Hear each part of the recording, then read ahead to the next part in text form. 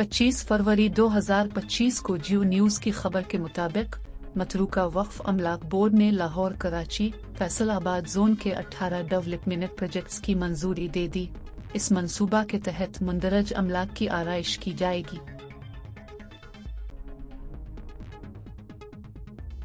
सतर मुर्तफा पोठोहार के जिला चकवाल में मौजूद कटास के मकाम पर हिंदू तारीखी मकाम है जो 7वीं सदी से यहाँ मौजूद है।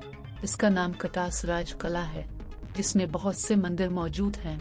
इस मकाम पर हिंदू देवता शिवा ने अपनी बीवी पार्वती की मौत के गम में आंसू बहाए और यहाँ तालाब बन गया।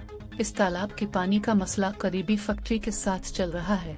इस कला की बहाली भी इस मंसूबा में शामिल है। करतारपुर में गुरुद्वारा साहिब सिख मजहब के मानने वालों के लिए एक मुकद्दस तारीखी मकाम है।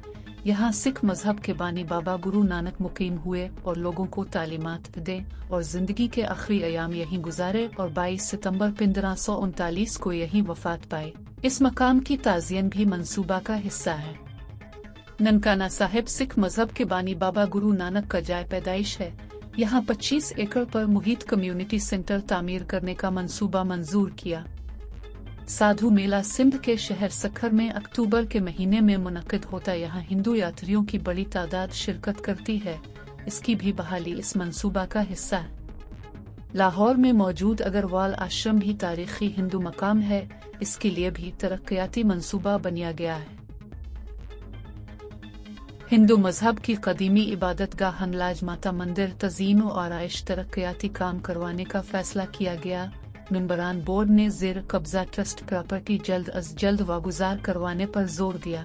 मतरूका वक्फ अमलाक बोर्ड की जानिब से इन तरक्याती मंसूबों की मंजूरी पाकिस्तान के अमीर सकाफती और मजहबी वर्से के तहफ़्फ़ुज़ और अहिया की जानिब एक अहम कदम है।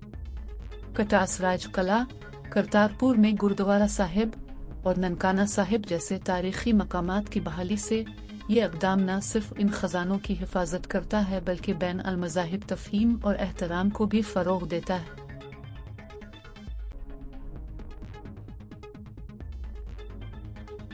ये मुश्तरका तारीख में इत्तेहाद और फ़ख्र के एहसास को फ़रोग़ देने की तरफ एक उम्मीद अफ़ज़ा इक़दाम है जो कम्युनिटीज़ को एक दूसरे से जोड़ता है। अगर आप मज़ीद ऐसी वीडियोज़ देखना चाहते हैं और आपको हमारी वीडियो पसंद आई तो हमारा चैनल सब्सक्राइब करें। मालूमात का काबिल एतमाद ज़रिया CRC जुड़े रहें CRC के साथ।